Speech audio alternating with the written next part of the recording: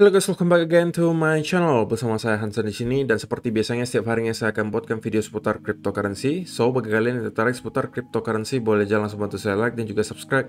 Jangan lupa juga untuk aktifkan lonceng notifikasinya supaya kalian nggak ketinggalan update terbaru seputar cryptocurrency. Oke, pada hari ini guys, kembali kita akan bahas seputaran Bitcoin, dan akhirnya kita melihat market hari ini sedikit recover. Tadi Bitcoin sempat menyentuh ke kurang lebih angka 20-an ribu dolar. Kita bakalan bahas kira-kira apa yang sedang terjadi, kemudian ekspektasinya untuk beberapa waktu ke depan seperti apa.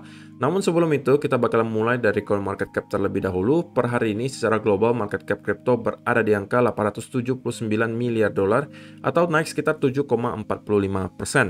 Nah, Bitcoin sendiri berada di angka 19.900-an, Ethereum 1078, BNB 208, Cardano 0,46, XRP 0,31, Solana 32 dolar, dan Dogecoin ada di urutan ke-10 dengan harga 0,05 dolar.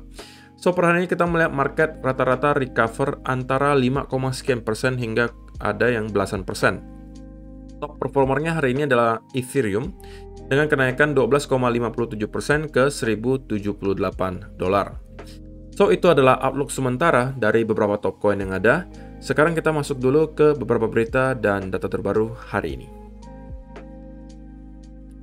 Nah, untuk minggu yang baru ini guys, kita bakalan cek-cek lagi. Kira-kira ada event ekonomi penting apa yang perlu kita pantau gitu ya. Dan menurut saya ada beberapa gitu. Pertama, itu nanti di hari Rabu tanggal 22 Juni 2022, jam 8.30 malam waktu Indonesia Barat, kita akan melihat si kakek Powell kembali ngomong gitu guys. Jadi ada testimoni dari Ketua Dewan Gubernur Fed, Powell.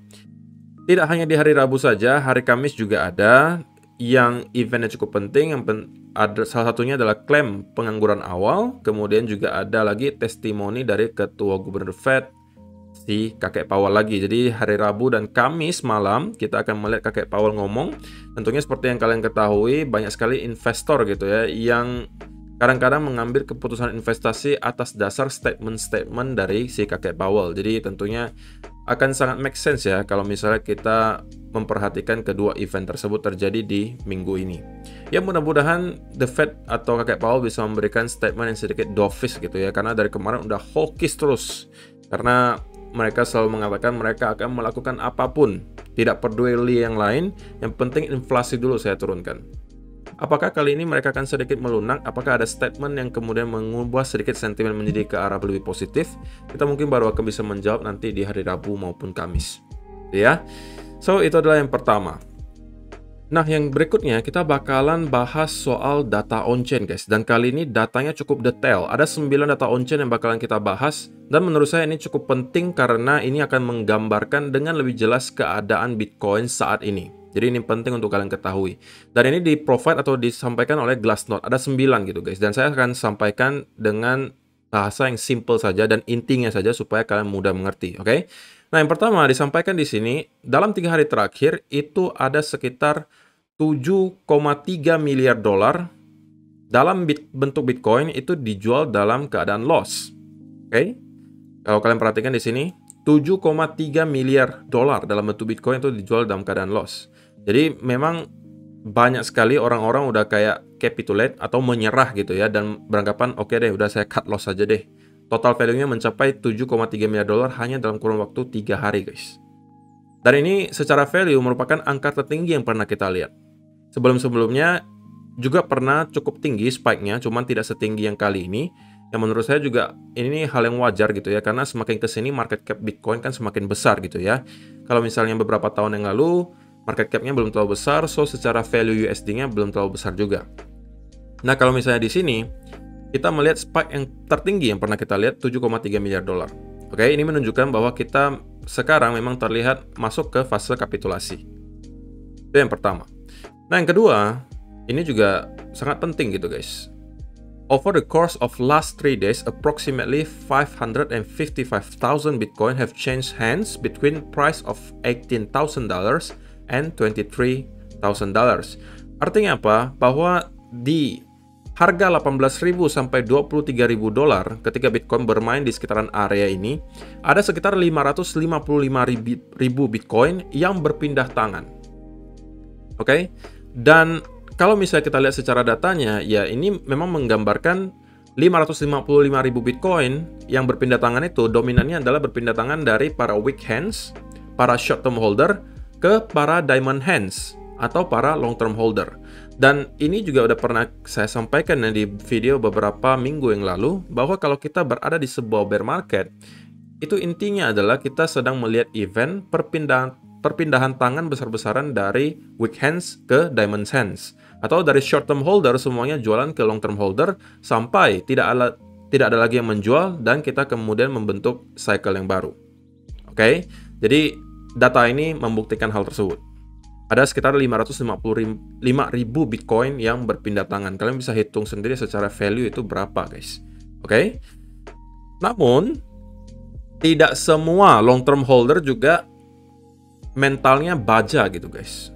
Bahwa sampai sekarang kita juga ada melihat sebagian kecil long term holder yang sudah ngehold lebih dari setahun, kali ini udah mulai start bergerak juga, atau udah mulai menggerakkan Bitcoin juga. Yang biasanya pergerakannya adalah didepositkan ke exchange. Jadi tidak semua long term holder itu bisa tetap long term holder. Ada juga yang mulai panikan dan merasa oke, ini sepertinya saya mungkin perlu mengurangi exposure saya, atau saya mungkin harus cut loss, dan data ini menunjukkan hal tersebut. Gitu ya. Ada sekitar 20.000 sampai 36.000 Bitcoin per harinya.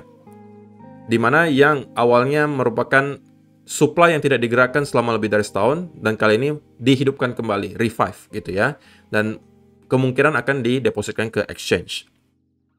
Nah, ini juga ditunjukkan dengan data ini, diperkuat gitu ya. Total supply yang sekarang dipegang oleh long term holder itu sebenarnya sedikit berkurang. Oke? Dan dalam beberapa hari terakhir, kita melihat ada pengurangan sebesar 1,31% dari total yang dipegang oleh long term holder itu mulai berkurang juga. Jadi tidak hanya short term holder yang panikan gitu, guys. Long term holder sebagian kecil juga ada yang panikan. Cuman dari segi datanya memang kita masih melihat long term holder, total supply yang dipegang oleh long term holder itu sekarang masih dalam keadaan all time high, walaupun kita mendapati ada sedikit decline di sini. Oke, jadi ada total sekitar 1,31% dari total yang dipegang oleh mereka mulai tergerus. Alias memang ada sebagian kecil yang juga udah kayak ngerasa, oke, saya kayaknya perlu kurangi exposure saya perlu cut loss dulu supaya memanage resiko saya. Gitu ya. Nah, kemudian kalau kita misalnya lihat dari profit and loss by return bands, investigating the profit and loss by long-term holders sending coin to exchanges, we can see a deep capitulation took place. A few Bitcoin long-term holder even bought the 69K top and sold the bottom 18K bottom, locking in 75% losses. The total long-term holder losses 0.0125% of market cap per today.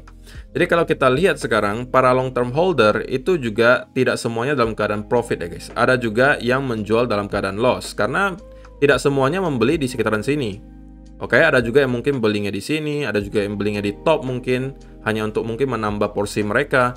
Dan koin-koin yang dibeli di sini, rata-rata itu juga ada yang dijual di harga 18.000. Jadi mereka menjual dalam keadaan loss, bahkan ada yang sampai 75%. Tetapi kalau misalnya kita lihat dari segi data historisnya, sebenarnya kita masih bisa drop lebih jauh. Oke, kalau misalnya kita melihat bear market di tahun 2018-2019, itu kita bahkan drop sampai ke minus 0,015. Sedangkan kita di sini hanya kurang lebih berada di 0,005. Gitu ya. Jadi kalau ditanya masih bisa drop lebih jauh kok. Ya, data ini masih menunjukkan kita masih mempunyai sedikit ruang ke bawah.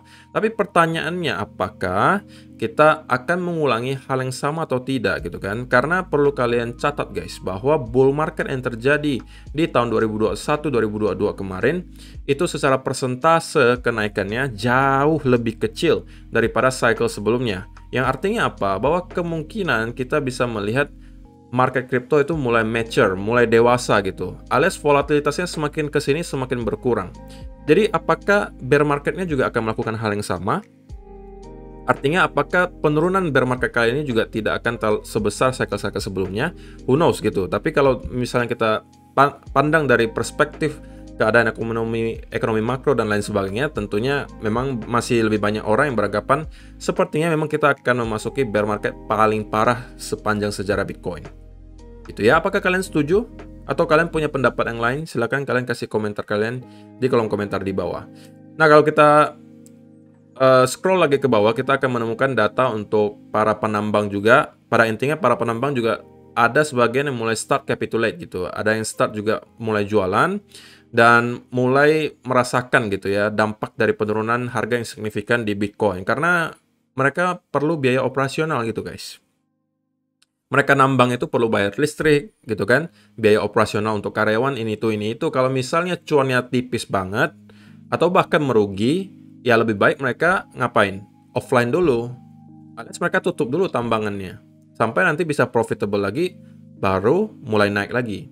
Dan sebagian miners juga ada yang jualan gitu ya, tapi untuk sementara belum terlalu banyak. Oke?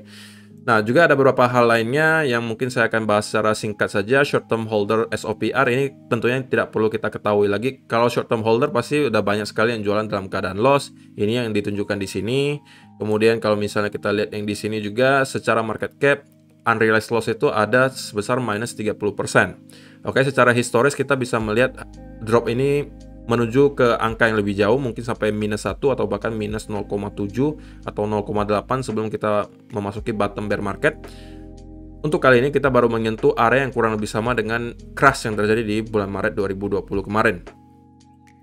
Dan yang terakhir, ini percent supply in profit atau persentase supply yang masih dalam keadaan profit. Untuk sekarang tidak terlalu banyak gitu guys. Hanya ada sebesar 49% lagi orang-orang yang memegang Bitcoin itu dalam keadaan profit. Jadi setengahnya itu sudah dalam keadaan loss semua. Oke, jadi kalian tidak sendiri guys. Banyak long term holder juga sekarang dalam keadaan loss. Dibuktikan dengan data di sini, lebih dari setengah itu malah dalam keadaan loss. 49%-nya masih dalam keadaan profit. Kalau misalnya kita drop lagi ke misalnya 15.000, 12.000, 10.000, ya mungkin kita bisa melihat angkanya ini mencapai 60%-nya atau 70% dalam keadaan loss, 30% profit.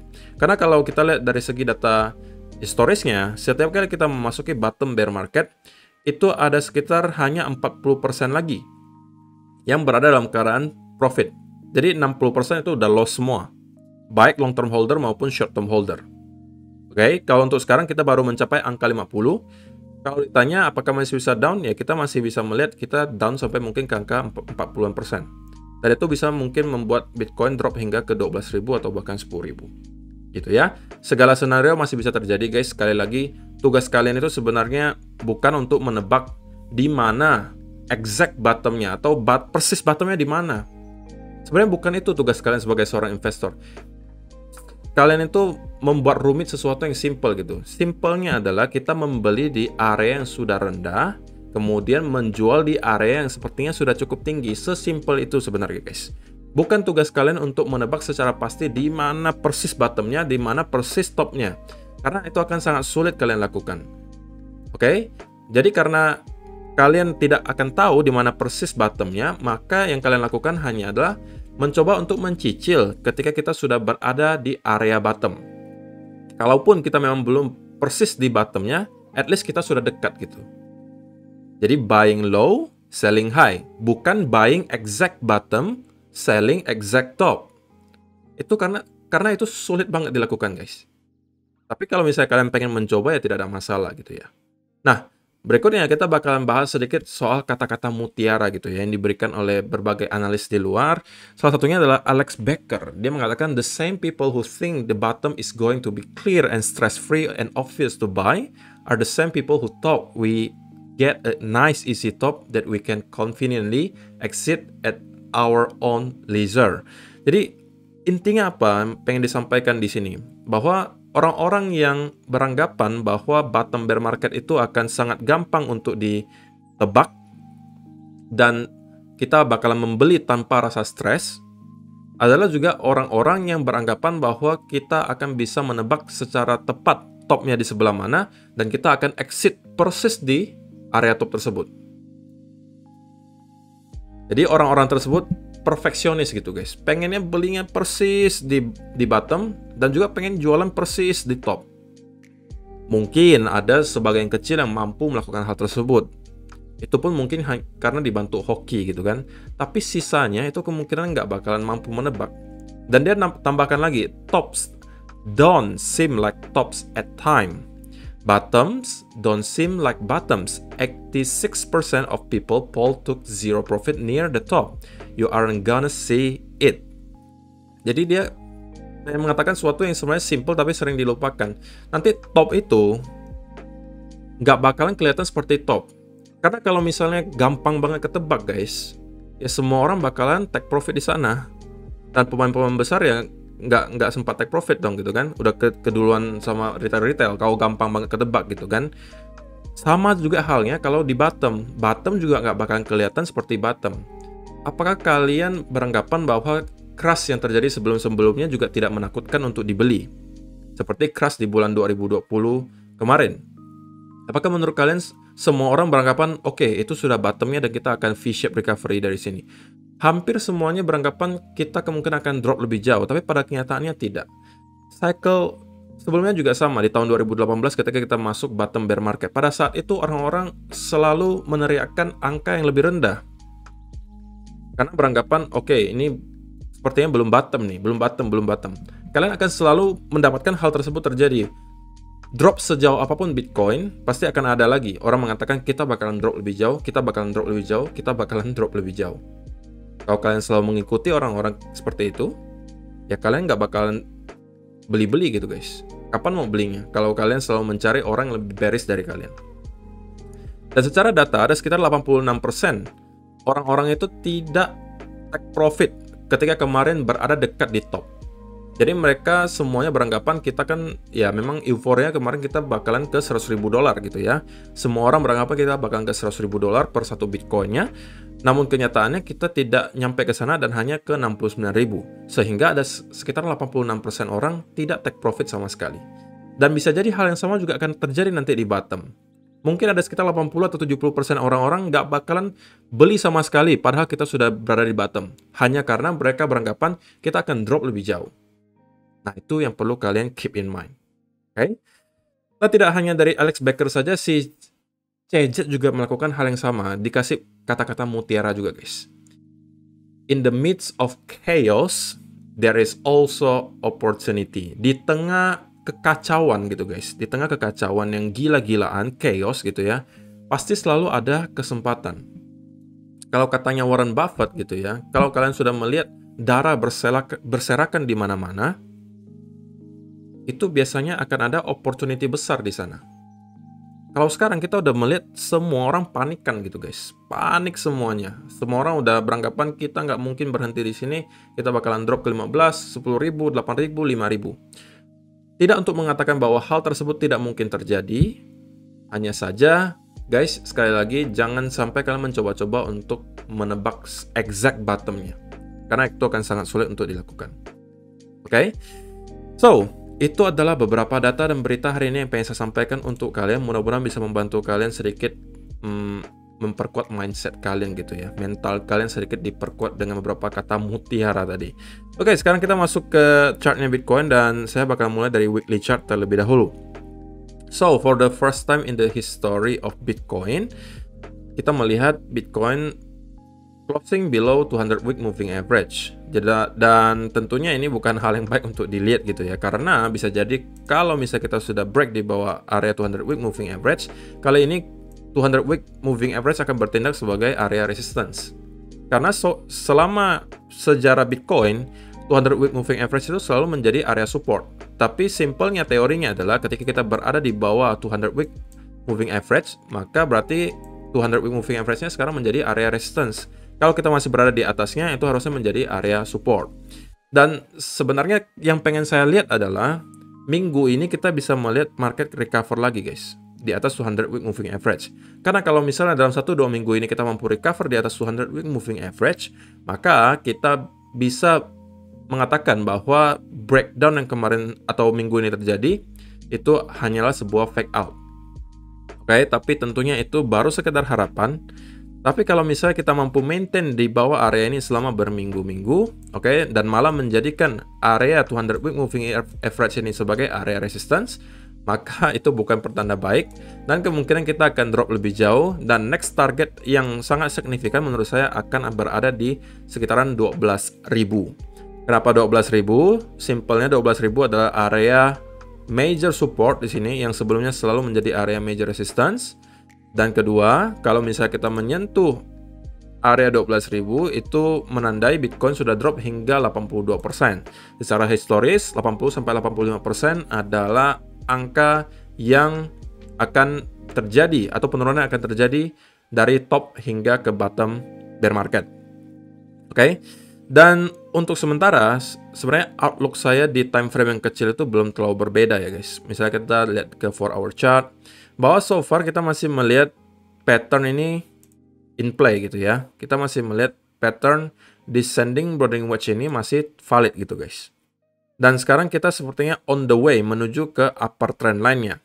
Cuma tentunya penghadang besarnya sekarang adalah di sekitaran area $20.000. Kenapa? Karena sebelumnya $20.000 ini merupakan area major support. Nah, karena kita sudah breakdown dari area tersebut dan kemudian sekarang kita hitungannya retest gitu ya ke area 20.000, maka kita berpotensi mendapatkan rejection dari sini. Dan sebenarnya di candle 4-hour chart tadi kita mendapatkan ada semacam bearish engulfing, which is itu bukan berita yang sangat baik gitu ya. Dan kalau misalnya gitu ya, kita kemudian mendapatkan sell off kembali, maka kita bisa kembali menarik trend line-nya di sini. Oke. Dan ini akan kemungkinan menjadi target berikutnya. Di sekitaran mungkin 17.000 sampai 16.500. Oke. Selama kita belum breakdown dari trend line ini, tentunya pattern-nya masih tetap valid gitu guys. Oke. Dan yang pengen saya lihat sebenarnya adalah senario bearish-nya tentunya. Ada dua opsi ya, senario bearishnya. Pertama, kita mendapatkan rejection dari angka 20.000 di sini karena kita hitungannya hanya retest ke area resistance yang sebelumnya support. Atau kita kembali ke upper trend line-nya di sekitaran area di sini. Oke. Dan kemudian kita kembali mendapatkan rejection dari sini. Mungkin kita nanti akan membentuk semacam trend line. Nah, kita breakdown dari trend tersebut. Ini akan menandai bahwa kita kemungkinan akan kembali membuat wave berikutnya ke bawah. Oke. Mungkin baru dari sini kita akan kembali mendapatkan bounce. Itu adalah skenario bearish-nya. Tentunya itu nanti baru akan ditentukan dari segi price action berikutnya. So far kita melihat kita masih struggling untuk mampu break di atas $20.000. So untuk kalian misalnya mengikuti video saya beberapa hari yang lalu dan kemungkinan juga mengikuti setup yang saya kasih tahu bahwa ada di sekitaran area sini, saya akan mencoba mencari setup untuk buy, maka ini sudah saat yang baik untuk start menggeser stop loss kalian ke arah entry. So, jadi apapun yang terjadi berikutnya, itu kita tidak akan mengalami yang namanya loss. Nah, untuk senario bullish-nya tentunya adalah kita perlu konfirmasi berupa apa? Breakout dari trend line, upper trend line-nya di sini. Kita mampu breakout dari sini, targetnya seperti yang saya sampaikan dari sekitaran 24.000 sampai 25.000. Oke, kalau kita zoom out ke 4-hour chart, maka di sekitaran area ini kita akan menemukan ada area resistance di sini. Oke. Kemudian kalau kita manfaatkan misalnya Fibonacci retracement, maka di sekitaran area ini kita akan menemukan 0,5 sampai 0,618 golden pocket-nya.